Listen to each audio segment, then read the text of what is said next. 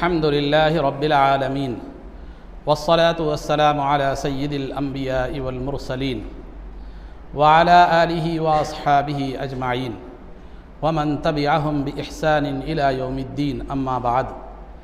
क़ाल अल्लाहु तबारक व तआला फ़िल क़ुरआनिल मजीद वल फ़ुरक़ानिल हमीद। अऊज़ु बिल्लाहि मिनश शैतानिर रजीम। बिस्मिल्लाहिर रहमानिर रहीम। मुहम्मदुर रसूलुल्लाह वल्लज़ीना मअहु अशिद्दाउ अलल कुफ़्फ़ारि रुहमाउ बैनहुम। वक़ाल तआला फ़ी मक़ामिन आख़र वकुल्लन वअदल्लाहुल हुस्ना सदक़ल्लाहुल अज़ीम।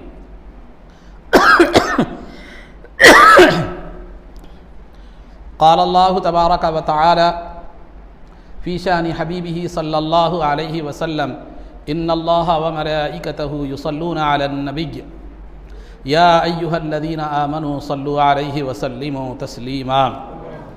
अल्लाहुम्मा सल्लि वसल्लिम वज़िद व बारिक अला हबीबिका सय्यिदिना व नबिय्यिना व मौलाना मुहम्मदिन व अला आलिहि व अस्हाबिहि अजमाइन। अज़ीज़ान मोहतरम, इससे क़ब्ल अक़ायद में आप हज़रात के सामने अल्लाह पर, रसूलों पर, फ़रिश्तों पर और किताबों पर और आखिरत के दिन पर एक मुसलमान को कैसा अक़ीदा रखना चाहिए उसकी तफ़सीलात का ज़िक्र किया जा रहा था। अब रहा सहाबा इकराम रिज़वानुल्लाहि ताला अलैहिम अजमाइन के हवाले से एक मुसलमान को कैसे अक़ीदा रखना चाहिए। सबसे पहली बात तो यह है कि सहाबी कहते किसको हैं, कि सहाबी कहते हैं जिन्होंने ईमान की हालत में नबी पाक सल्लल्लाहु अलैहि वसल्लम को देखा हो और ईमान की हालत ही में उनका इंतकाल हो गया हो तो उनको सहाबी कहते हैं।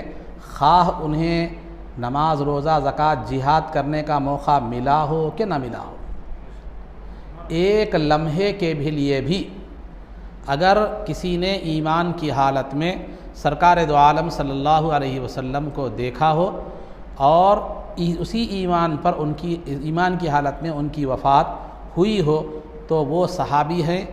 और सहाबा तमाम अंबिया के बाद सबसे ज़्यादा मर्तबा जो है ना सहाबा इकराम का है और तमाम अंबिया की उम्मतों में सबसे ज़्यादा बुलंद मर्तबा नबी पाक सल्लल्लाहु अलैहि वसल्लम की उम्मत के सहाबा का है।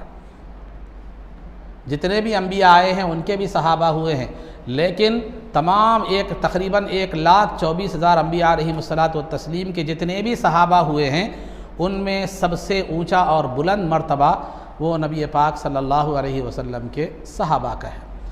तो सहाबा के ताल्लुक़ से हमें कैसे अक़ीदा रखना चाहिए कि सहाबा से मोहब्बत रखना, उनसे अक़ीदत रखना, हमेशा अच्छाई के साथ उनका ज़िक्र करना, उनके बारे में अच्छा गुमान करना, ये ईमान का हिस्सा है, ये ईमान का हिस्सा है। और सहाबा से बदगुमानी करना, उनकी शान में गुस्ताखी करना और नाहक किसी बात को उनकी तरफ मंसूब करना या जो है उनके ताल्लुक़ से बदगुमानी करना, ये कुफ्र है, निफाक है, गुनाह है। यानी बाज़ सूरतें ऐसी है जिसमें इंसान काफिर हो जाता है, बाज़ सूरतों में इंसान मुनाफ़क़त के दर्जे में चले जाता है कि बज़ाहिर तो वो कलिमा गो है लेकिन क़ल्ब उसका मोमिन नहीं है। और बसा औक़ात बात अगर कम दर्जे की है तो वो गुनाहगार भी हो जाता है, गुनाह कबीरा का भी मुर्तकिब हो जाता है। तो उसकी तफ़सीलात अलग हैं, मुख्तसर आप इस तरह जहन में रखिए।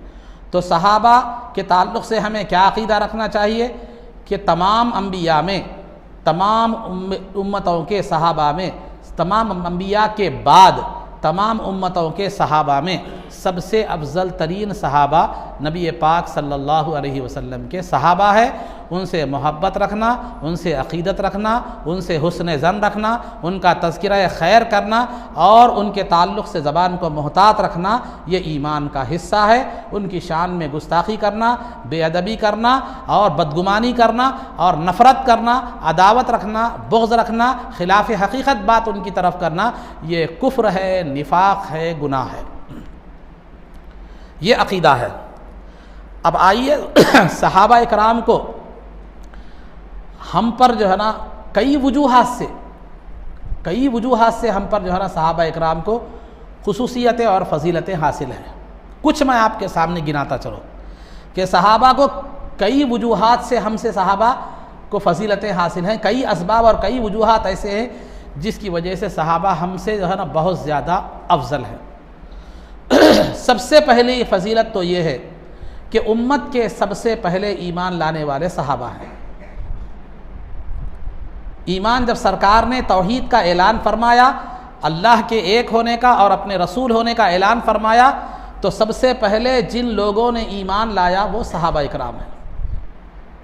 पहली खुसूसियत, हम तो बाद में लाए, सुन सुनाकर हमारे को ईमान विरासत में मिला। अब्बा अब्दुल्ला थे, हम अब्दुर्रहमान हैं, समझे, हम अब्दुर्रहमान हैं, कोशिश से जिद्दोजहद से वगैरह नहीं ला। हम मुसलमानों के घर में पैदा हुए, मुसलमान हो गए, मुसलमान के घर में पैदा हुए, मुसलमान हुए। या जो खुशनसीब लोग हैं जो गैर मुस्लिम थे लेकिन अल्लाह ने तौफीक दी, मुसलमान हो गए। लेकिन सहाबा वो हैं जो कायनात के सबसे पहले, नहीं उम्मत मुहम्मदिया सल्लल्लाहु अलैहि वसल्लम के सबसे पहले मोमिन जो है वो सहाबा इकराम हैं। और दूसरी खुसूसियत यह है कि अल्लाह ने कुरान को जब नाजिल फरमाया और उसमें फरमाया कि या अय्युहल्लज़ीना आमनू, ए ईमान वालो, तो जिस वक्त कुरान नाजिल हुआ और वो अल्लाह ने ईमान वालों को खिताब किया, वो खिताब तो क़ियामत तक आने वाले ईमान वालों के लिए था, लेकिन सबसे पहला खिताब सहाबा से था, क्योंकि उस वक्त सहाबा के अलावा कोई दूसरे ईमान वाले नहीं थे। ये दूसरी खुसूसियत। तीसरी खुसूसियत यह है कि आपने सरकार के बारे में सुनकर सरकार की रिसालत को तस्लीम किया, लेकिन उन्होंने सरकार को देखकर सरकार की रिसालत को तस्लीम किया है। यानी आपने सुना कि मोहम्मद हमारे नबी जो है उनका नाम मोहम्मद है सल्लल्लाहु अलैहि वसल्लम, वो अल्लाह के रसूल है, हम उनको अल्लाह का रसूल मानते हैं, लेकिन आपने देखा नहीं। तो उन्होंने जब कलमा पढ़ा तो ला इलाहा इल्लल्लाह पढ़ा, तो जिस वक्त वो मुहम्मदुर रसूलुल्लाह पढ़ रहे थे वो ज़ात सामने थी, आपके सामने नहीं थी। ये तीसरी खुसूसियत सहाबा की है, उन्होंने सरकार को देखकर कलमा पढ़ा और आपने देखकर नहीं पढ़ा। आपके ख्वाब में भी सरकार आ जाए तो ये बड़ी सआदतमंदी की बात है, लेकिन वो हर लम्हा दीदार मुस्तफ़ा किया करते थे, हर लम्हा दीदार मुस्तफ़ा किया करते थे। तो ये तीसरी खुसूसियत है सहाबा इकराम रिज़वानुल्लाह तआला। और चौथी खुसूसियत, आपने दीन सीखा, इस्लामी तालीमात सीखे, कुरान और हदीस शरीयत जो भी सीखी, किसी आलिम से सीखा, किसी मुफ्ती से सीखा, किसी महल्ले की मस्जिद के इमाम से आपने सीखा, लेकिन सहाबा वो हैं जिन्होंने डायरेक्ट कुरान और हदीस मुहम्मदुर रसूलुल्लाह सल्लल्लाहु अलैहि वसल्लम से सीखा। ये चौथी खुसूसियत है। और आप कुरान की आयत की तफसीर करते हैं तो कहते हैं कि ये आयत ये वक्त में नाजिल हुई, ये आयत ये वक्त में नाजिल हुई, ये आयत ये वक्त में नाजिल हुई। ये आप कहते हैं, किस बुनियाद पर कहते हैं कि हदीसों में आपने सुना कि ये आयत ये वक्त पर है, तो आपने सुनकर जाना कि ये आयत ये वक्त में नाजिल हुई। लेकिन सहाबा को वो खुसूसियत हासिल है कि जिस वक्त कुरान नाजिल हो रहा था उस वक्त जो वाक़िया पेश आ रहा था वो उसके आईनी शाहिद भी हैं। आप रिवायत की बुनियाद पर यह इल्म हुआ आपको कि ये आयत इस वक्त ये मौके पर नाजिल हुई, लेकिन सहाबा को रिवायत की बुनियाद पर नहीं, दिरायत की बुनियाद पर, शहादत की बुनियाद पर देखने से मालूम हुआ कि ये आयत ये वाक़िया की वजह से क्या हुई, नाजिल हुई। ये पांचवी खुसूसियत है सहाबा इकराम की। और छठी खुसूसियत सहाबा की यह है कि सहाबा इकराम रिज़वानुल्लाहि ताला अलैहिम अजमईन का ही सदका है कि कुरान और हदीस हम तक पहुंची है, दीन हम तक पहुंचा है। अगर वो ना पहुंचाते तो फिर हम दीन हम तक कुरान पहुंचना, हदीस पहुंचना मुश्किल हो जाता। और छठी खुसूसियत यह है कि सरकार दो आलम सल्लल्लाहु अलैहि वसल्लम ने फरमाया, लौ अनफ़क़ा अहदुकुम मिथला उहुदिन ज़हबन, कि तुम में से अगर कोई आदमी उहुद पहाड़ के बराबर भी सोना खैरात कर दे तो मेरे सहाबी के पौ शेर खैरात करने के बराबर नहीं हो सकता। अमल का वजन ये है, ये छठी खुसूसियत है। और सातवीं खुसूसियत सहाबा का यह है कि जो सहाबी को देख ले वो ताबई और साहिब हिदायत, जो सहाबी के देखने वाले को देखे वो तबे ताबई और साहिब हिदायत। हदीसों में यहां तक भी आता है कि इस्लाम की जंगें होंगी, कोई सहाबा, अगर कोई जंग में सहाबी सरकार को देखने वाले मौजूद रहेंगे तो उनकी तुफैल में जंग में फतह हासिल होगी। एक वक्त ऐसा भी आएगा सहाबा सरकार को देखने वाले नहीं रहेंगे, सहाबी को देखने वाले रहेंगे तो उनकी बरकत से फतह याबी होगी। और एक वक्त ऐसा आएगा कि सहाबी को देखने वाले अगर किसी जंग में रहेंगे तो फिर उससे फतह नसीब होगी। तो ये खैर व बरकत का आलम है। तो ये सहाबा को आप पर जो खुसूसियात हासिल हैं उसकी चंद मिसालें आपके सामने दी गई। वैसे तो बहुत सी खुसूसियात हासिल हैं, सहाबा तमाम के तमाम जन्नती हैं, लेकिन आपके ताल्लुक़ से ये क़तई तौर पर नहीं है कि आप जन्नती हैं। आपका जन्नती होना ये नहीं है, बग़ैर हमारे कोई गारंटी नहीं है मगर जन्नती होने की हम जो है ना हमारी ज़िंदगी और हमारे अमल में कोताही ऐसी होगी कि जन्नत में हमारा प्लाट बुक हो चुका है। क्योंकि मैं गौसे पाक का मुरीद हूँ, गौसे पाक की फातिहा करता हूँ, मिलादुन नबी करता हूँ, लिहाजा जन्नत में मेरा प्लाट बुक हो गया है। यहाँ कुछ भी नहीं है मगर यकीन ये है। तो देखिए उन लोगों तो क़तई तौर पर जन्नत की खुशखबरी दी गई, नाम लेकर भी सरकार ने बाज़ लोगों को जन्नत की खुशखबरी दी, और सबके ताल्लुक़ से भी सरकार ने, अल्लाह ने फरमाया वकुल्लम वअदल्लाहुल हुस्ना, तमाम सहाबा से अल्लाह ने जन्नत का वादा फरमाया। ये खुसूसियत आपको हासिल नहीं है। आप नेक अमल करते हैं, अमल मकबूल है नहीं है मालूम नहीं है, अल्लाह आपसे राज़ी और खुश है मालूम नहीं है, लेकिन सरकार अल्लाह ने सहाबा के ताल्लुक़ से फरमाया रज़ी अल्लाहु अन्हुम व रज़ू अन्हु, अल्लाह उनसे राज़ी हो गया, वो अल्लाह से राज़ी हो गए, और अल्लाह उनकी ज़ात और अमल से राज़ी हुआ, वो अल्लाह से राज़ी हो गए। ये आपको ये खुसूसियत हासिल नहीं। तो अलगर्ज़ अज़ीज़ान मोहतरम, तो हमें आम उम्मतियों पर सहाबा इकराम को बहुत से असबाब, बहुत सी वजूहात से ये खुसूसियात हासिल हैं। तो खुलासा गुफ्तगू ये है कि सहाबा के ताल्लुक़ से ये अक़ीदा रखना है, अम्बिया के बाद तमाम उम्मत के सहाबा में सबसे अफजल तरीन सहाबा उम्मत मुहम्मदिया सल्लल्लाहु अलैहि वसल्लम के सहाबा हैं। उनसे मोहब्बत रखना, अक़ीदत रखना, हुस्न ज़न रखना, तज़किरा खैर करना, ये जो है ना ईमान का हिस्सा है। और उनसे नफ़रत रखना, अदावत रखना, और उनको जो है ना गुस्ताखी करना, और उनका ज़िक्र खैर के बजाय बुराई से ज़िक्र करना, बदगुमानी करना, ये कुफ्र, निफाक और जो है ये गुनाह कबीरा है। ये अक़ीदा आज सहाबा के हवाले से, और अब तफसीलात इसकी और हैं, लेकिन चंद बातें मैंने आप पहले मरहले में आपको मैंने ये बात बतला दी। सीरत में आप हजरात के सामने 5 हिजरी के अहम तरीन वाक़ियात में से पर्दे का हुक्म का नाजिल होना, मुसलमान औरतों को पर्दे का हुक्म दिया गया। इसका हुक्म, ये हुक्म जो नाजिल हुआ पर्दे का, ये 5 हिजरी में हुआ। और दूसरा, बीबी आयशा सिद्दीक़ा रज़ी अल्लाह ताला अन्हा पर जो तोहमत लगाई गई थी, मुनाफिकीन ने जो तोहमत लगाई थी, अल्लाह रब्बुल इज़्ज़त ने कुरान की आयतें नाजिल फरमाकर उनकी पाक दामनी का ऐलान फरमाया। ये 2 वाक़ियात 5 हिजरी के हैं। और इसी 5 हिजरी का जो है ना एक वाक़िया तयम्मुम के हुक्म का नाजिल होना है यानी मिट्टी से पाकी हासिल करना। आम तौर पर पानी से पाकी हासिल की जाती है, लेकिन इस उम्मत के लिए यह खुसूसियत है, किसी और उम्मत को यह खुसूसियत हासिल नहीं है कि अगर किसी को पानी ना मिले या पानी मिले लेकिन इस्तेमाल करने की कुदरत ना हो तो फिर उसको मिट्टी से तयम्मुम करके नमाज वो पढ़ सकता है, उसको तयम्मुम कह सकते हैं। उससे पाकी वैसे ही हासिल होती है जैसे वज़ू और गुस्ल से हासिल होती है।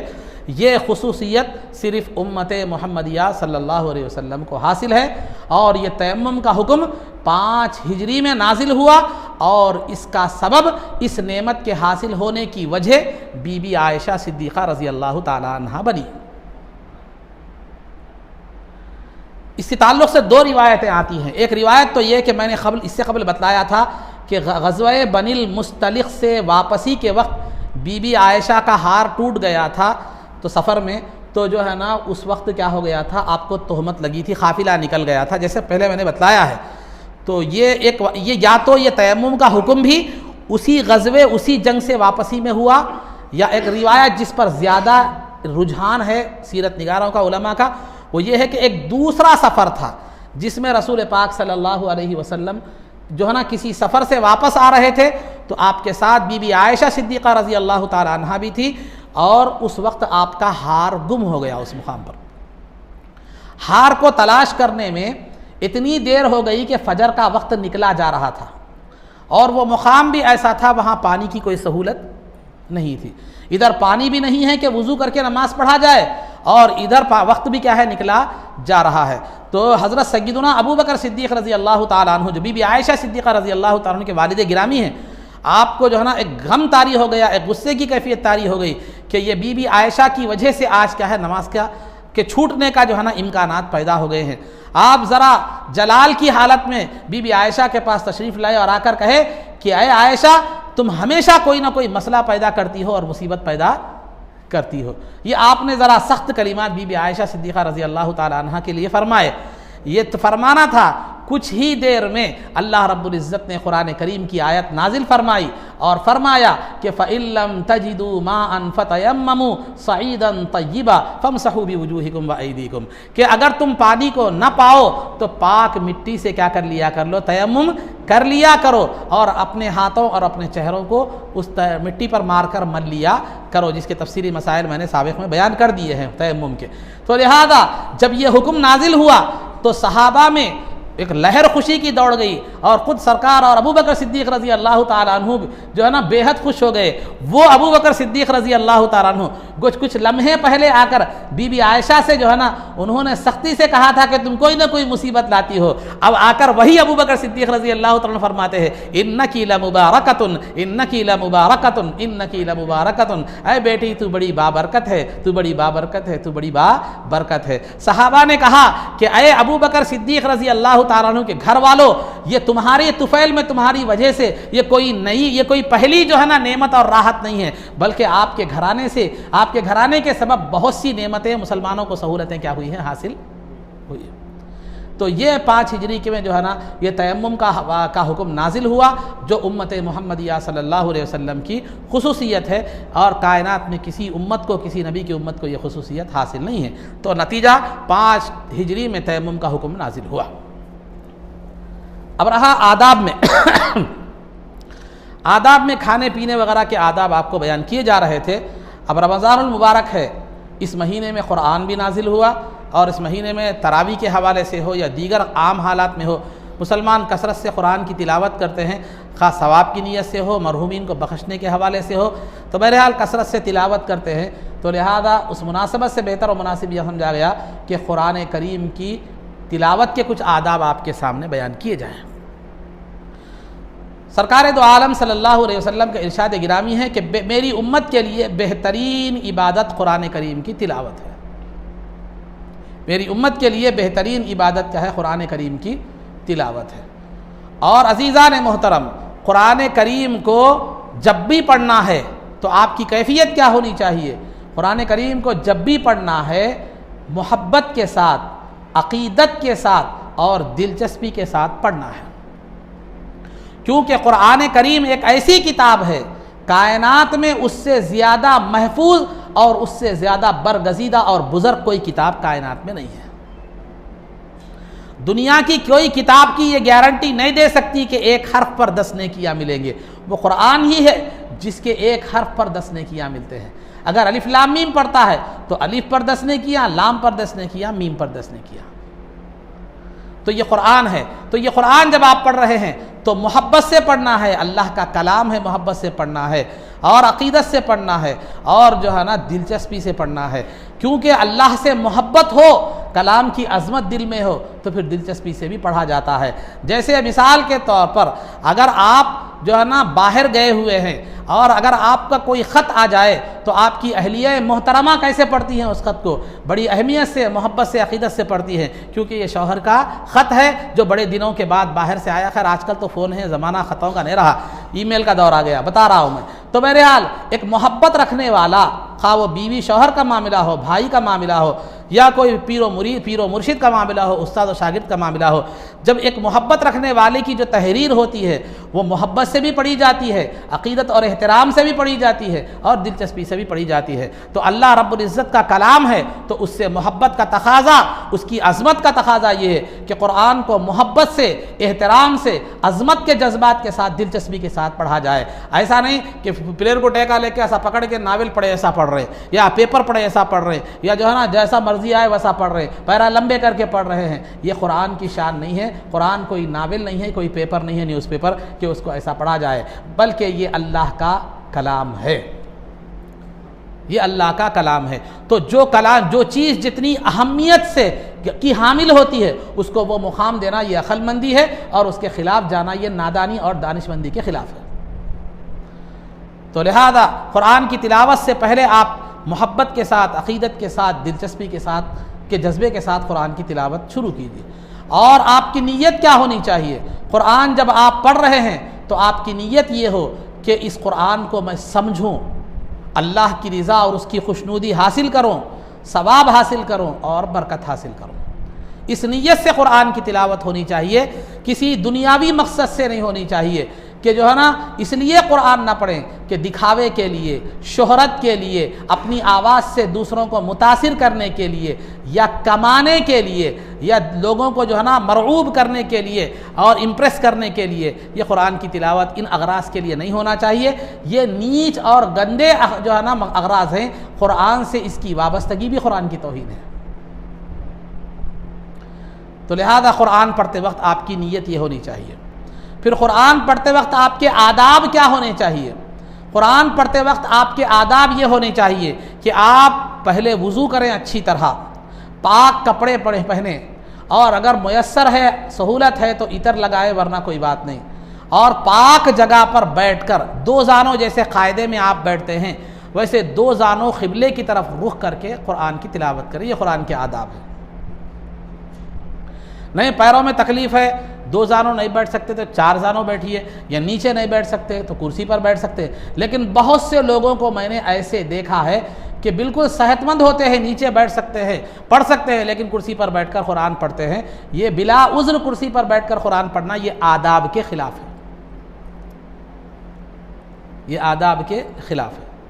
फिर उसके बाद और एक अदब कुरान का ये है कि कुरान को पढ़ते वक्त तजवीद के साथ ठहर ठहर कर पूरे अल्फाज अदा करते हुए इत्मीनान से कुरान पढ़े। ऐसे नहीं कि ऐसा हम बहुत से लोगों को मैंने देखा है, ऐसा करते हैं। बाज़ तो आवाज़ निकालते हैं, बाज़ आवाज़ भी नहीं निकालते। बाज़ तो अल्लाह के बंदे वो होते हैं, खाली देख लेते चले जाते हैं। ये कुरान की तिलावत नहीं होती, जहन में रखिए। कितने कुरान पढ़े जी? वो तो 10-12 कुरान पढ़ा आपके रमज़ान में। मैं कैसा? ऐसा हाफिज़ा भी नहीं पढ़ते, 10 मिनट में, 5 मिनट 15 मिनट के अंदर कुरान ख़त्म, पारा ख़त्म। ये कुरान पढ़ना, इसको तिलावत ही नहीं कहते। कुरान की तिलावत जो होना चाहिए वो तजवीद के साथ, नहीं आती तो सीखिए 15 मिनट, आधा घंटा ज़िंदगी में निकाल कर। 24 घंटे जब अपनी ज़िंदगी के लिए गुजार रहे हैं तो आधा 1 घंटा दीन के लिए निकालिए, वो आखिरत के लिए जो हमेशा की ज़िंदगी है। तो तजवीद के साथ कुरान पढ़ना, ठहर ठहर कर पढ़ना, अल्फाज समझ कर पढ़ना, अल्लाह ने आपको अच्छी आवाज़ दी है तो खुश इल्हानी के साथ पढ़ना, ये कुरान जो है ना इस तरह पढ़ना चाहिए। और आवाज़ कुरान पढ़ते वक्त न ज़्यादा बुलंद हो और न ज़्यादा बिल्कुल पस्त हो, बल्कि दरमियानी आवाज़ में क्या करें? कुरान पढ़े। दरमियानी आवाज़ में कुरान जो है ना की तिलावत करे, न ज़्यादा बुलंद हो न ज़्यादा पस्त हो। लेकिन एक बात का ख़ास तौर पर ख्याल रखें कि अगर कुरान के दौरान सजदे की अगर आयत आ जाए तो सजदे की आयत को थोड़ा सा आहिस्ता पढ़ें, इस मकदार में कि दूसरे सुनने ना पाएँ। क्योंकि बसा औक़ात होता ऐसा है कि आप जहीं मस्जिद में हो या घर में हो, कुरान पढ़ते रहते हैं तो ज़ोर से पढ़ रहे हैं तो बाजू आला उस कुरान की सजदे की आयत को सुन लेता है।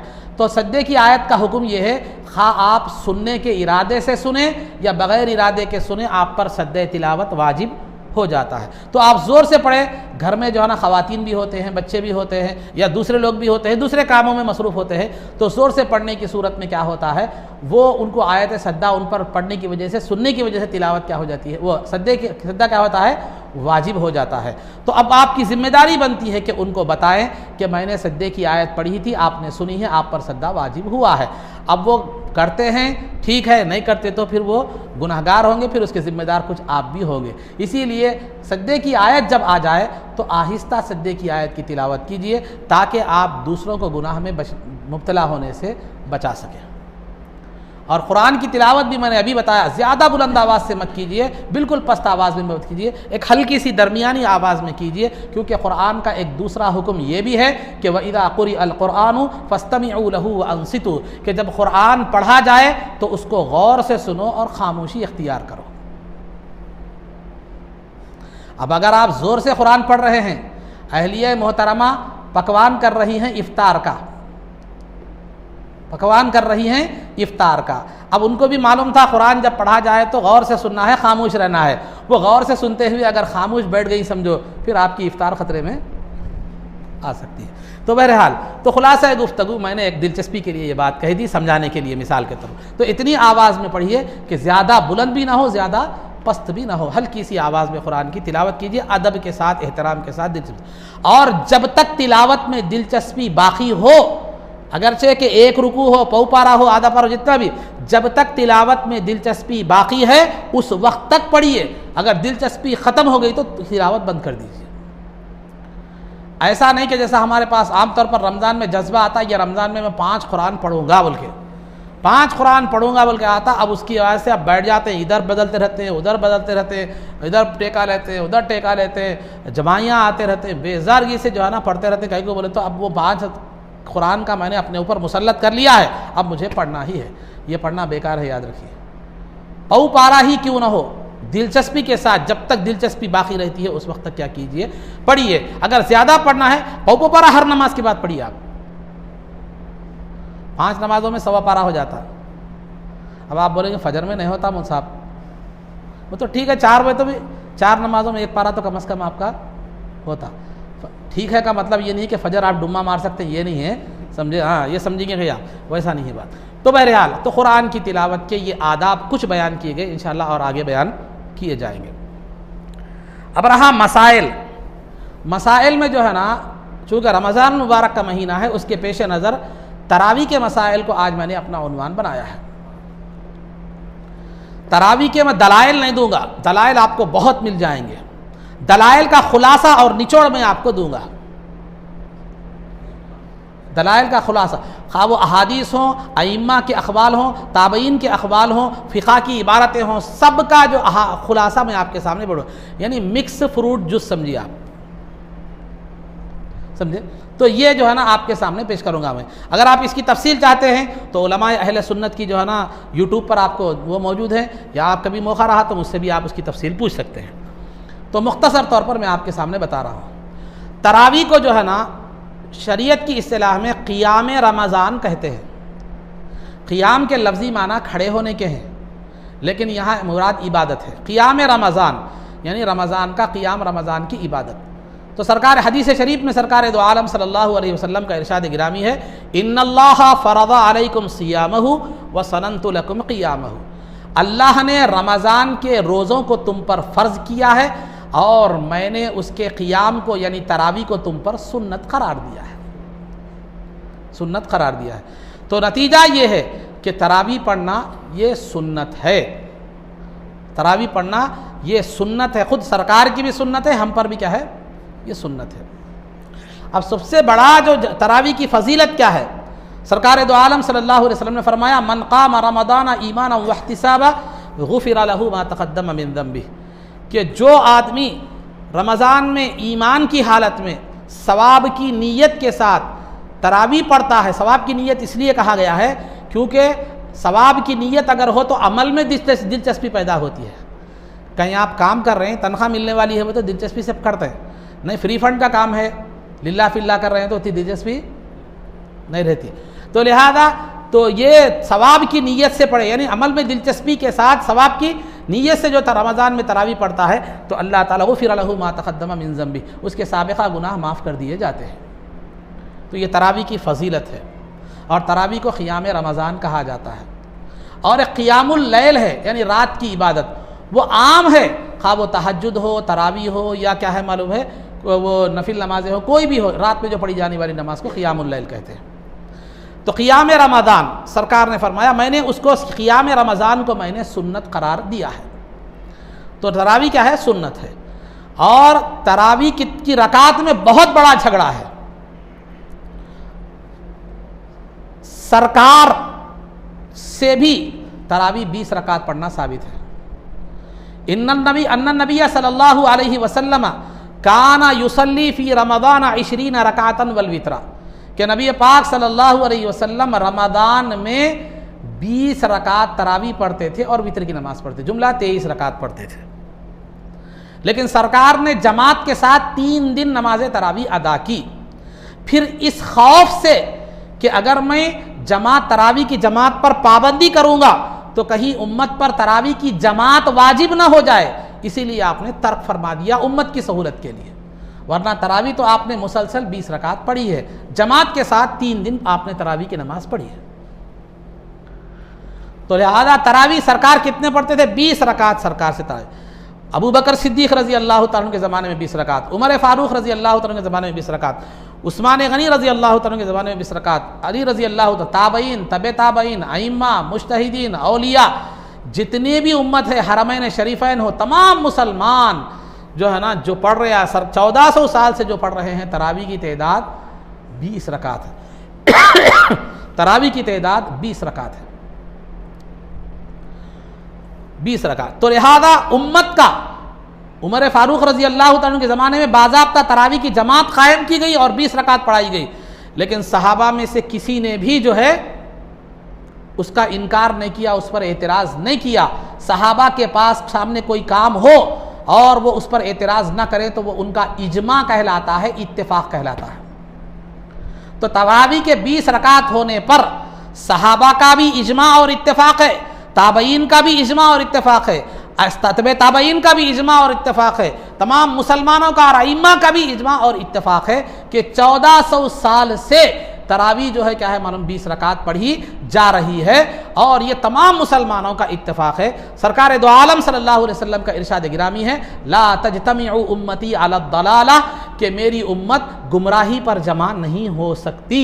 और एक हदीस है, मा रआहुल मुमिनून हसनन फहुवा इंदल्लाहि हसनुन, कि मोमिनीन जिस चीज़ को अच्छा समझे वो अल्लाह के पास अच्छी है। ये 2 हदीसें। फिर तीसरा कुरान की आयत है, वमन यत्तबि गैर सबीलिल मुमिनीना नुवल्लिही मा तवल्ला व नुस्लिही जहन्नम वसाअत मसीरा, जो मोमिनीन के रास्ते से हटकर चले तो हम उसको उसी रास्ते पर जो है ना छोड़ देते हैं और उसका ठिकाना जहन्नम है। तो मोमिनीन का रास्ता, उम्मत का इत्तेफाक, उम्मत जमा जो है किस पर है? वो 20 रकात पर है। और हरमैन शरीफैन में भी 1400 साल से 20 रकात होती थी, लेकिन सुनने में आया है कि गुज़िश्ता साल सिर्फ 10 रकात हुई है। ये सबसे बड़ी महरूमी और असलाफ के तरीक़े से हटना है और सीधे रास्ते से जिनके रास्ते को अल्लाह ने सिरात मुस्तकीम कहा है, खा वो नबी हों या सिद्दीक़ हों या शुहदा है, सालिहीन है, उन सब के रास्ते से हट कर एक अलग रास्ता बनाना है। अब क्या क्या चीज़ें नहीं हो रही हो, आप तो देख रहे हैं, हालात देख रहे हो, क़ुर्ब क़ियामत की अलामतें हैं। तो बहरहाल अज़ीज़ान मोहतरम, तो तरावी की रकातें 20 रकात हैं। ये 8 रकात वाली जो नमाज है वो तरावी की नहीं है बल्कि तहज्जुद है, क्योंकि बीबी आयशा से पूछा गया कि सरकार का अमल रमज़ान में और रमज़ान के अलावा में सरकार की रात की इबादत क्या थी।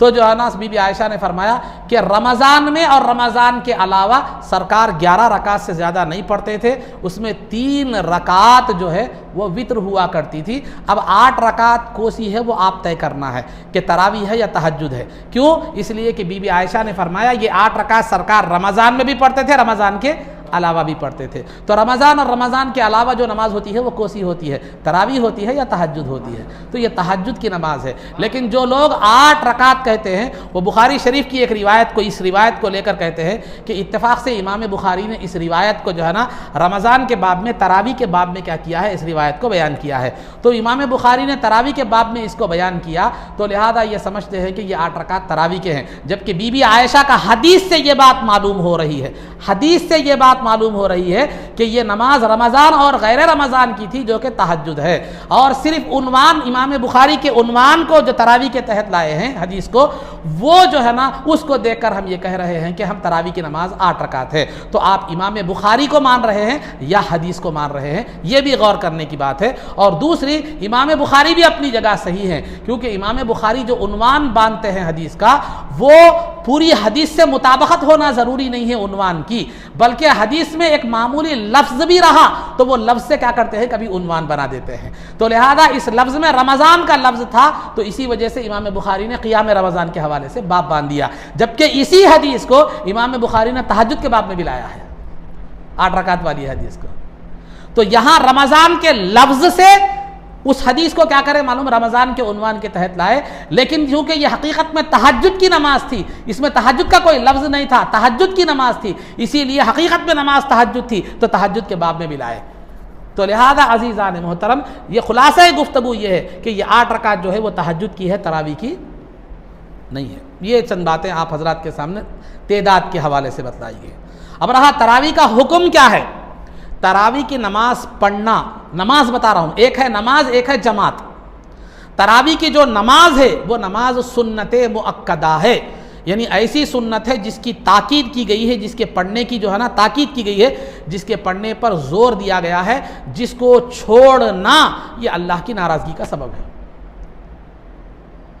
नमाज सुन्नत, नमाज बता रहा हूँ, ज़हन में रखिए। अच्छा, नमाज है, जमात अलग है। नमाज तरावी की नमाज सुन्नत मुअक्कदा है, मर्द पर भी औरत पर भी 20 रकात पढ़ना सुन्नत मुअक्कदा है। अब रहा तरावी की जमात। तरावी की जमात, तरावी की जमात सिर्फ मर्दों पर है, औरतों के लिए नहीं है। और मर्दों पर जो तरावी की जमात है वो सुन्नत अलल किफ़ाया है, नमाज नहीं, जमात सुन्नत अलल किफ़ाया है। महल्ले के कुछ लोग भी तरावी की नमाज जमात से पढ़ लें और कुछ ज़ईफ़ और बीमार लोग जमात में शरीक ना हो तो उन पर कोई गुनाह नहीं होगा। उनकी तरफ से जो लोग पढ़ रहे हैं, जमात अदा कर रहे हैं, वो अदा हो जाएगी। लेकिन जो नहीं आ रहे हैं जमात में, उनको तरावी की नमाज तो घर में पढ़ना है। नमाज सुन्नत अलल किफ़ाया नहीं है, जमात सुन्नत अलल किफ़ाया है कि बाज़ लोग भी सेहतमंद लोग अदा कर लें जमात के साथ महल्ले के, तो बीमार या ज़ईफ़ लोग जो हैं वो जमात ना पढ़, जमात में शरीक ना हो तो उनसे माफ़ी है, लेकिन नमाज तो वो घर में भी पढ़ेंगे तरावी की, जिस हालत में जैसी हालत में है। तो तरावी की नमाज सुन्नत मुअक्कदा है मर्दों पर और औरतों पर, और जमात सुन्नत अलल किफ़ाया है सिर्फ मर्दों पर। औरतों का नमाज तरावी हो या 5 वक्ता नमाज हो या जुमा हो, किसी भी नमाज में मस्जिद को जाना या तरावी की नमाज, औरतों की ही जमात तरावी की नमाज बनाना, ये मकरूह है, तहरीमी है, यानी हराम के करीब है। औरतों की सिर्फ जमात बनाना ये भी मकरूह है, तहरीमी है, और औरतों का कोई भी नमाज पढ़ने के लिए मस्जिद तक जाना ये भी मकरूह है, तहरीमी है। अब एक रिवायतें जो है ना, 2-3 रिवायतें मिलती हैं जिससे ये मालूम होता है कि औरतों को भेज सकते हैं, वो भी बताता चलूँगा। सबसे पहले मैं आपको बतलाता चलूँ, सरकार दो आलम सल्लल्लाहु अलैहि वसल्लम के ज़माने में औरतें मस्जिद को जाया करती थी नमाज़ पढ़ने के लिए। अहादीस में कसरत से इसका तज़किरा मिलता है। तो मस्जिद को जाया करती थी, और सरकार दो आलम सल्लल्लाहु अलैहि वसल्लम ने भी मर्दों से कहा था कि अल्लाह की बंदियों को मस्जिदों को आने से मत रोको, यानी औरतों को मस्जिदों को आने से मत रोको। ये दोनों रिवायतों को, ये दोनों चीज़ों को लेकर कहा जाता है कि मस्जिदों को जा सकती हैं, लेकिन ये इब्तिदाई दौर की थी, ये उस वक्त की थी। औरतों को मस्जिद में आने की इजाज़त उस वक्त थी जबकि तालीम का जरिया सिवाय नबी पाक सल्लल्लाहु अलैहि वसल्लम के और कोई नहीं थे। जब सिर्फ तालीम का जरिया नबी पाक सल्लल्लाहु अलैहि वसल्लम, जो भी सीखना है खा वो मर्द हो या औरतें हो, सरकार से सीखना पड़ता था। तो उस ज़माने में औरतों को मस्जिद में आने की भी इजाज़त थी, और सहाबा इकराम को भी सरकार ने फरमाया था कि अल्लाह की बंदियों को मस्जिद को आने से मत रोको, क्यों, तालीम से महरूम हो जाएंगे। लेकिन जब जो है ना ज़माना बढ़ता गया, इल्म फैलता गया और इल्म शरीयत आम हो गया, सहाबियात में भी आलिमात तैयार हुई, उम्महातुल मोमिनीन में बीबी आयशा जैसी मुफ्तियाँ तैयार हो गई, इल्म आम हो गया, तो सरकार दो आलम सल्लल्लाहु अलैहि वसल्लम ने खुद इरशाद फरमाया कि औरत की बेहतरीन मस्जिद घर का सब में अंदरूनी हिस्सा है। औरत की बेहतरीन मस्जिद घर का अंदरूनी हिस्सा है। यहाँ तक कि एक सहाबिया ने आकर ख्वाहिश जाहिर की मस्जिद में आने की, जिनका नाम उम्मे हुमैद बतलाया जाता है। इमाम अहमद बिन हंबल ने, मुस्नद अहमद बिन हंबल ने और बैहक़ी ने इसकी रिवायत की है कि उन्होंने आकर अर्ज़ की कि मस्जिद में आने की ख्वाहिश जाहिर की, तो सरकार दो आलम सल्लल्लाहु अलैहि वसल्लम फरमाया कि मैं तुम्हारी मोहब्बत को समझता हूँ, लेकिन याद रखो औरत का उसके घर के सबसे अंदरूनी हिस्से में नमाज पढ़ना ये बेहतर है घर के कमरे में पढ़ने से। घर के कमरे में नमाज पढ़ना ये बेहतर है घर के आंगन में नमाज पढ़ने से। घर के आंगन में नमाज पढ़ना ये बेहतर है महल्ले की मस्जिद को आने से। महल्ले की मस्जिद को में नमाज पढ़ना ये बेहतर है जो है ना मस्जिद नबवी में आकर नमाज पढ़ने से। तो सरकार ने क्या कहा औरतों को कि घर का अंदरूनी हिस्सा औरत की क्या है, मतलब मस्जिद है, वहाँ पर नमाज पढ़े। उसके बाद ये सहाबिया जिन्होंने जो है ना ये कहा था, वो जो है ना सवाल किया था, वो अपने घर वालों को भी घर के अंदरूनी एक अंधेरे हिस्से में उन्होंने नमाज के लिए एक जगह मुंतखब की थी और ख़ुद भी ज़िंदगी भर वहाँ पढ़ती रही, दूसरों को भी वही का हुक्म देती रही। तो याद रखिए अज़ीज़ान मोहतरम, काबिल गौर बात यह है कि मस्जिद नबवी का सवाब 50,000 एक नमाज का सवाब है। 1,000 एक नमाज का सवाब 50,000 दर्जे है। और सरकार, इमाम कौन है फिर? सरकार है। वो वैसा कोई इमाम कायनात में उसका मिस्र नहीं है, लेकिन उसके बावजूद भी सरकार दो आलम सल्लल्लाहु अलैहि वसल्लम ने औरतों को घर में नमाज पढ़ने की तरगीब फरमाई।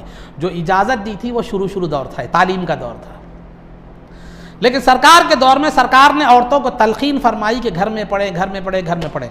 लेकिन जब उमर फारूक रज़ी अल्लाह ताला अन्हु का दौर आया तो वो दौर में जाहिर सी बात है सरकार का ज़माना से जूं दौर दूर होता चला गया तो है ना ईमान में भी फ़र्क कमी आती चले गई और जो है ना अमल साले में भी, दीनदारी में भी कमी आती चली गई। बल्कि सहाबा का हदीस है, हदीस शरीफ है कि सहाबा का बयान है कि सरकार का जब विसाल हो गया तो सरकार को हमने उनकी आराम गाह में पहुंचाकर अपने हाथों से अभी मिट्टी भी नहीं झाड़ी थी कि हमारे दिल में सरकार की मौजूदगी में जो ईमान की कैफियत थी वो बाकी नहीं रही, मतलब ख़त्म हो गई नहीं।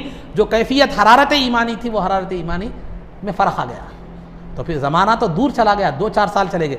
तो उमर फारूक रज़ी अल्लाह ताला अन्हु का दौर जब आया तो बीबी आयशा ने औरतों की हालत को जो देखा, देख कर कहा कि आज के ज़माने में औरतों ने जो नई नई ईजादात कर ली हैं, नए नए तरीक़े जो अपना लिए हैं, तो वो अगर सरकार इनको देख लेते तो सरकार उनको मस्जिद में आने से मना फरमा देते, जैसा कि बनी इसराइल की औरतों को मस्जिद में आने से मना किया गया था। बनी इसराइल की औरतों को मस्जिद में आने से क्यों मना किया गया था कि बनी इसराइल की औरतें मस्जिद में आती थी और जो मर्दों में जो लोग उनके जान पहचान के जो भी थे उनको उठ के देखती थी, उनको ये करती थी। तो अल्लाह ताला उनको क्या है मस्जिदों से भी रोक दिया गया और अल्लाह ताला ने उनके अय्याम की मुद्दत को बढ़ा दिया ताकि जो है ना वो ज़्यादा से ज़्यादा मस्जिद से दूर रहें, क्योंकि अय्याम की मुद्दत में मस्जिद में नहीं आ सकते। तो उमर फारूक रज़ी अल्लाह ताला के दौर में सख्ती के साथ तलकीन तो सरकार ने खुद फरमा दी थी कि औरत का बेहतरीन मस्जिद क्या है, वो घर का अंदरूनी हिस्सा है, लेकिन उमर फारूक रज़ी अल्लाह ताला ने सख्ती से पाबंदी फरमा दी। वो उमर फारूक जिनके ताल्लुक़ से सरकार ने खुद फरमाया कि इन्नल्लाह जअल हक़्क़ अला लिसानी उमर व क़ल्बी, कि अल्लाह ने हक़ को उमर की ज़ुबान और दिल पर जारी फरमा दिया है। वो जो बोलते हैं वो भी हक़ है और जो दिल में आता है वो भी हक़ है। तो लिहाजा आज के दौर में 5 वक्ता नमाज़ों के लिए हो, जुमा के लिए हो या तरावी के लिए हो, औरतों का मस्जिद में जाकर जमात से नमाज़ पढ़ना या सिर्फ़ औरतों की सफ़े क़ायम करना, खा वो घर में हो, मदरसों में हो, कहीं भी हो, ये मकरूह है, तहरीमी है। जामे निज़ामिया का फतवा भी यही है। ये था जमात के हवाले से बात। जमात सिर्फ़ मर्दों के लिए है, वो भी सुन्नत अलल किफ़ाया। जमात हो गई, वो हो गई। अब रहा तरावी के हवाले से कुछ ज़रूरी बातें। तरावी का इमाम कैसे होना चाहिए? तरावी का इमाम जो है ना, सबसे पहली बात तो ये हो कि तरावी का इमाम जो है वो एक जय्यद हाफिज़ हो, या लमुन तालमुन वाला ना हो, हाफिज़ जय्यद हो और क़ुरान तजवीद के साथ ठहर ठहर कर पढ़ता हो।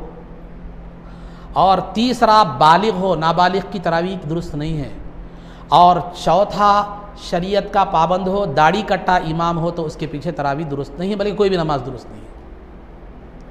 तो तरावी की नमाज का इमाम कैसे होना चाहिए कि पाबंद शरीयत हो, मुतशर्रे दाढ़ी वाला हो, दाढ़ी कटा ना हो और बालिग हो और क़ुरान अच्छी तरह याद हो और अच्छी तरह क़ुरान तजवीद के साथ क्या करता हो, पढ़ता हो। अगर ये शराइत पाए जाते हैं तो ऐसे इमाम का तखर्रुर कीजिए तखर्रुर करने से पहले, वरना खुदा हाफिज़ अच्छा है अलम तरह से। और तरावी जो है ना, तरावी आज एक मिजाज बन गया है। दहे हैं, 3 शबी शबीना है, 1 शबी शबीना है, बड़े ज़ौक़ से रमज़ान में पढ़ रहे हैं। लेकिन याद रखिए तरावी में वही क़ुरान पढ़ना दुरुस्त है जिसके पूरे अल्फाज समझ में आते हों और आपकी दिलचस्पी बाकी रहती हो। आप अपना जायज़ा ले लीजिए, 2 जायज़े लीजिए। पहला तो ये कि क़ुरान समझ में आना, दूसरा आप दिलचस्पी से ठहर सकते नहीं। ठहर सकते हैं तो सवा पारा पढ़िए, नहीं और ठहर सकते हैं तो दहा पढ़िए।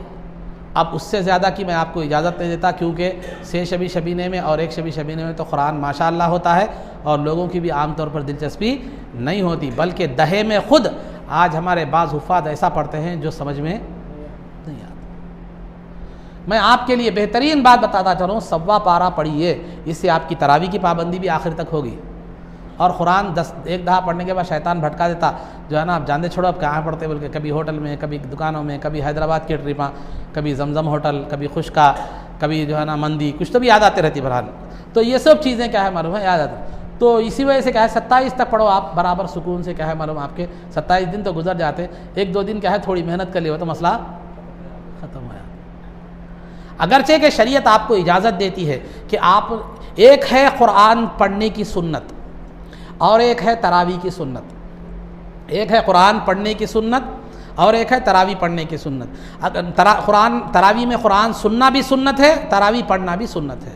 अगर आपने दहे में एक कुरान सुन लिया है तो अब आपकी मर्ज़ी है, आगे और कुरान सुनिए, दूसरा दहा सुनिए, तीसरा दहा सुनिए, मर्ज़ी आपकी, अफजल है। नहीं तो कुरान सुनने की सुन्नत तो अदा हो गई, लेकिन अलम तरा से सही चांद रात तक आपको तरावी पढ़ना है। कुरान सुन लिए तो कुरान सुनने की सुन्नत अदा हो गई, लेकिन जो है ना अभी तरावी की सुन्नत आपकी ईद का चांद देखने तक बाकी है। ईद का चांद देखने तक तरावी की सुन्नत आपकी बाकी है, वो ख़त्म नहीं हुई। अलम तरा से ही पढ़िए आप, इजाज़त है आपको एक कुरान सुनने के बाद, या नहीं दूसरा कुरान तीसरा कुरान सुनते अफजल है आपके लिए और अच्छी बात है। यहाँ एक बात मैं आपके सामने बतलाता चलूँ, बिलखुसूस हमारे नौजवान इसका शिकार है। शिकार ये हैं कि अब मालूम रहता कि इमाम साहब पहली दूसरी रकात में लंबा खींचते, बाज़ इमाम की खास तरावी में रहता ना, बाज़ इमाम पहली दूसरी रकात में, बाज़ इमाम मखसूस रकातों में थोड़ा ज़्यादा पढ़ते, क्योंकि 1.5 पारा पढ़ना रहता तो थोड़ा 20 रकात में एडजस्टमेंट करना, तो बाज़ रकातें लंबी बाज़ रकातें छोटी, वैसा करते हैं। तो बाज़ लोगों को मालूम रहता कि जो है ना इमाम साहब पहली रकात में या दूसरी रकात में लंबा पढ़ते हैं, या 14वीं 15वीं रकात में या 13वीं 14वीं रकात में लंबा, बहरहाल कुछ मालूम रहता। तो हमारे पास क्या करते हैं लोग, आम तौर पर नौजवान ख़ास तौर पर ज़ईफ़ लोग जो है ना फिर भी पढ़ते हैं, जो अल्लाह के नेक बंदे हैं जिन्हें तौफ़ीक़ हुई वो तो है पढ़ते ही, लेकिन नौजवान क्या करते हैं बाहर बैठ के सुनते रहते हैं। इमाम साहब अल्लाह अकबर को रुकू में आते हैं, पूरे आके रुकू में क्या होते हैं, मिलते हैं। और वो लोग ये समझते हैं कि हमने कुरान सुन लिया। देखिए खाली कुरान सुनना नहीं है, तरावी में कुरान सुनना सुन्नत है। तरावी में कुरान सुनना सुन्नत है, वो सुन्नत आपकी छूट गई। बैठे हुए हैं वहीं पर, सुन रहे हैं या बातें कर रहे हैं, जो भी है, बैठे हुए हैं, मस्जिद में है, बैठे हुए हैं, बैठने के बजाय थोड़ी देर अगर खड़े रह जाए तो क्या होगा, कुरान की सुन्नत से महरूम तो नहीं होंगे। और बाज़ लोग यहाँ बात करते हैं, क्या करते हैं, बाज़ लोग क्या करते हैं, क़ायदा हो गया सलाम फेरे, अब दूसरी रकात के वास्ते उठ रहे हैं तो इत्मीनान से क्या करते हैं मालूम, उठते हैं, रकात तकबीर तहरीमा बांधने तक कुरान पढ़ना इमाम साहब शुरू करते हैं। सूरह फातिहा तक गुंजाइश है आपको, क्योंकि सूरह फातिहा एक मरतबा आप सुन लिए हैं किसी न किसी हैसियत से, मगर आप सूरह फातिहा के बाद कुरान जब इमाम साहब शुरू कर दिए, आप इत्मीनान से तकबीर तहरीमा पढ़ने तक, मिसाल के तौर पर इमाम साहब 6ठा पारा शुरू करें, तकबीर तहरीमा पढ़ने तक कहने तक आप इमाम साहब एक सफ़ा निकल गए, एक रुकू निकल गए, तो समझो आपने तरावी में वो एक रुकू नहीं सुना। सूरह फातिहा तक इजाज़त है, क्योंकि 20-25 दिन में जितने भी तरावी है, एक मरतबा तो सूरह फातिहा में आप क्या रहते हैं, सुने रहते हैं, शरीक रहते हैं। लेकिन दूसरा ये बात का भी ख़ास तौर पर क्या कीजिए, लिहाज रखिए। और दूसरा बसा औक़ात क्या होता है, इमाम साहब क्या करते हैं, सज्दे का ऐलान करते हैं, बाज़ जगह नहीं भी करते, और मेरे नज़दीक मसलहत ये है कि नहीं करना बेहतर है। उस वक्त थोड़ी सी आवाज़ तब्दील कर लें तो काफ़ी है, लोगों को समझ में आ जाएगा। तो आमतौर पर क्या करते हैं, मिसाल के तौर पर इमाम साहब बोले दूसरी रकात में सजदा होगा बोल के इमाम साहब कर दिया। अब इमाम साहब पहली रकात पढ़ लिए, दूसरी रकात में सज्दे की आयत पढ़ने से पहले इमाम साहब अटक गए, अभी सज्दे की आयत नहीं आई, इमाम साहब क्या करें, अटक गए तो सज्दा तो नहीं कर सकते उन्होंने, क्यों, सज्दे की आयत अभी आई ही नहीं। उन्होंने क्या करते हैं, रुकू में चले जाते हैं, लेकिन मुख्तदीन के जहन में क्या है, दूसरी रकात में सज्दा है, वो सीधा सज्दे में चले जाते हैं, ख़त्म। इमाम साहब रुकू में, मुसल्ली सज्दे में। अगर ऐलान नहीं करे, समझिए ऐलान नहीं करे, खाली लंबी आवाज़ के साथ चले गए तो मुख्तदी ज़्यादा से ज़्यादा रुकू में जाते हैं, फिर देख लिए इमाम साहब सज्दे में बोल के चले सज्जे में चले जाते हैं, ये क्या होता है। तो इसीलिए ऐलान करके अगर सज्जा टाइम पे नहीं हुआ समझिए तो इमाम साहब रुकू में जो है ना, मुक्तदी क्या है सज्जे में, उन्होंने अलग पटरी पे, इन्होंने एक अलग पटरी पे। अब उसके बाद मुक्तदी जो है ना सज्जे में है, सज्जे में क्योंकि अभी हरीस की तरफ जहन रहता, घर में दही बड़े वहाँ इंतज़ार करते रहते हैं, इमाम साहब की तरफ जहन कहाँ रहता। तो उसके बाद क्या होता बोले तो अब सज्जे में रहते हैं, फिर इमाम साहब जब समी अल्लाहु लिमन हमिदा बोलते हैं मुक्तदियों की आँख खुल जाती, अरे क्या बात है इमाम साहब सज्जे में समी अल्लाहु लिमन हमिदा बोल रहे हो। फिर उसके बाद देखे तो इमाम साहब सज्जे में नहीं रहते बल्कि रुकू से उठते रहते। अब परेशान होते मुसल्ले, क्या करना क्या नहीं, क्या करना क्या नहीं, ये परेशानी हो जाती। तो वैसी सूरत में आपको करना कुछ भी नहीं है, आप अपने तौर पर फिर रुकू कीजिए, रुकू करके सज्जे में इमाम साहब के साथ मिल जाए। अगर नहीं आपको गड़बड़ हो गई, समझ में नहीं आया, आपका रुकू नहीं करे, डायरेक्ट इमाम साहब के साथ सज्जे में मिल गए, नमाज मुकम्मल कर लिए, तो वो 2 रकात तरावी आपकी नहीं हुई, बाद में अलाहिदा तौर पर पढ़ लीजिए जो भी आपको सूरह याद है। तो लिहाजा क्या करना है, इमाम साहब रुकू से उठ के सज्जे में भी चले जान दो, आप उठिए, उठकर रुकू कर लीजिए, मुख्तसर ही सही, एक तस्बीह के मकदार में कम से कम सही, रुकू कर लेके फ़ौरन क्या कीजिए, इमाम साहब के साथ क्या कीजिए, सज्जे में मिल जाइए। रुकू भी हो गया, सज्जा भी आपका हो गया। अगर सज्जे में ऐसा हो जाए तो ये इस बात का ख़ास तौर पर क्या कीजिए जो है ना लिहाज रखिए। तो और एक बात यह है कि बसा औक़ात क्या होता है, 2 रकात में इमाम साहब उठ जाते, 2 रकात में इमाम साहब बैठते नहीं, बैठने के बजाय क्या होते हैं उठ जाते। तो मुसल्लियों को चाहिए कि वो लुक़मा दे, तो इमाम साहब को चाहिए कि वो वापस आ जाए, वापस आ जाए। अगर वो ख़ियाम के करीब चले गए थे तो वापस आकर क्या करें, सज्दा सहू कर लें। नहीं, अगर नहीं आए इमाम साहब 4 रकात मुकम्मल कर लिए, पहले की 2 रकात में इमाम साहब बैठे ही नहीं, तो फिर इमाम साहब के बाद के 2 रकात मुकम्मल हो गए, पहले की 2 रकात मुकम्मल नहीं हुए, तो फिर 2 रकात दोहरा लेना, और वो 2 रकात में जो उन्होंने कुरान पढ़ा था वो दोबारा क्या कर लेना, पढ़ लेना। ये तरावी के हवाले से चंद ज़रूरी जो बातें जो हो सकती हैं वो मैंने आपके सामने क्या किए, बयान मसाइल अभी तवील और तफसीली हैं। और एक आम बात, आखिरी बात जो मैं बताना चाह रहा हूँ, तरावी में तस्बीह के हवाले से, तरावी में हर 4 रकात के बाद आपको इख्तियार है, तरावी में 4 रकात के बाद 4 रकात की उतनी मकदार में बैठना ये मुस्तहब और पसंदीदा है। 4 रकात हो गए तो 4 रकात की उतनी देर बैठना मुस्तहब है। वो बैठने के दौरान आप क्या करें, तस्बीह तो पढ़ें, ज़िक्र तो करें, नमाज तो पढ़ें, या खामोश रहें, इख्तियार है। अगर कोई तस्बीह पढ़ रहा है तो नहीं पढ़ने वाले को ये हक़ हासिल नहीं है कि वो उसको बिदअती कहे, और अगर कोई तस्बीह पढ़ रहा है नहीं पढ़ने वाले को ये इख्तियार नहीं है कि वो पढ़ने वाले को बिदअती कहे, या पढ़ने वाले को ये इख्तियार नहीं है कि नहीं पढ़ने वाले को वहाबी कहे।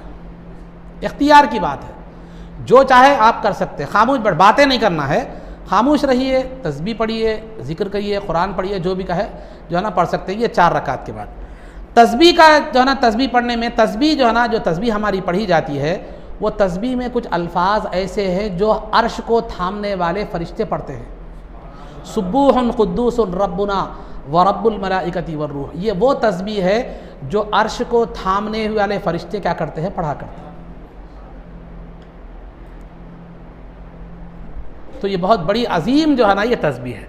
और दूसरा खुलफाए राशिदीन का नाम लेना, ये खुलफाए राशिदीन का नाम सरकार का नाम जो है ना, ज़िक्रुल अंबिया, हदीस में सरकार दो आलम सल्लल्लाहु अलैहि वसल्लम का इरशाद है कि अंबिया का ज़िक्र इबादत है और अल्लाह वालों का, नेक लोगों का ज़िक्र क्या है, गुनाहों का कफ़ारा है।